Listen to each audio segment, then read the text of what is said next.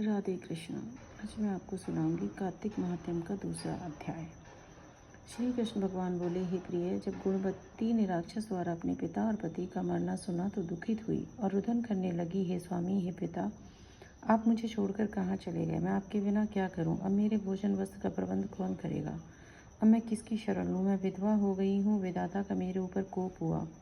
मैं कैसे जीऊँ? श्री कृष्ण जी बोले, कुकरी के समान विलाप करती हुई हवा से हिलते हुए केले के पत्ते की तरह कांपते हुए पृथ्वी पर गिर पड़ी। थोड़ी देर में सावधान होने पर फिर विलाप करने लगी और शोक समुद्र में डूब गई। उस गुणवती ने घर की सब वस्तुएं बेचकर यथाविधि से अपने पति की पारलौकिक क्रिया की और उसी नगरी में विष्णु भगवान की भक्ति में तत्पर होकर इंद्रियों को वश में कर शांति से रहने लगी और मरण तक एकादशी और कार्तिक मास के व्रत आदि करती रही। हे प्रिय, यह दोनों व्रत मुझे अत्यंत प्यारे हैं, जिसके करने से भोग और मोक्ष की प्राप्ति होती है, पुत्र और संपत्ति मिलती है। कार्तिक की तुला राशि पर सूर्य निकलने पर महापापी जो भी प्रातःकाल स्नान करते हैं वे भी मुक्ति को प्राप्त होते हैं।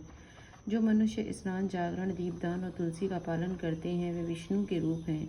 भगवान विष्णु के मंदिर में झाड़ू लगाना, सातिया काटना, विष्णु जी की पूजा आदि का कार्य जो मनुष्य करते हैं वह जीवन मुक्त होते हैं।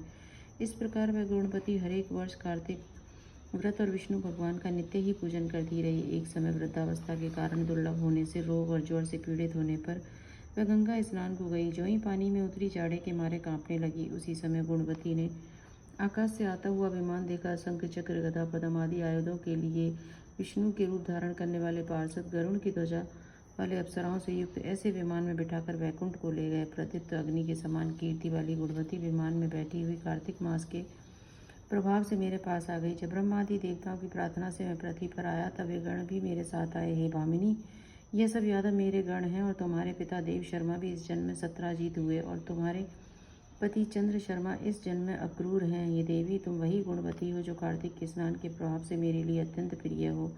तुमने तो मेरे मन मंदिर के सामने तुलसी का बगीचा लगाया, उसी से यह कल्प वृक्ष तुम्हारे आंगन में है। कार्तिक में पहले तुमने दीपदान किए हैं, उसी के फल से सुंदर देह और घर में लक्ष्मी का निवास है। जो संपूर्ण व्रत आदि पति स्वरूप भगवान को अर्पण किए थे, इसलिए तुम मेरी पत्नी बनी और तुमने जन्म मृत्यु तक जो कार्तिक के उपवास किए उससे तुम्हारा वियोग मुझसे कदापि नहीं होता। इसी प्रकार कार्तिक में व्रत करने वाले तुम्हारे समान मेरे प्रिय होंगे। सूत जी बोले, सत्यभामा जी अपने पूर्व जन्म का सब हाल जानकर बहुत प्रसन्न हुई।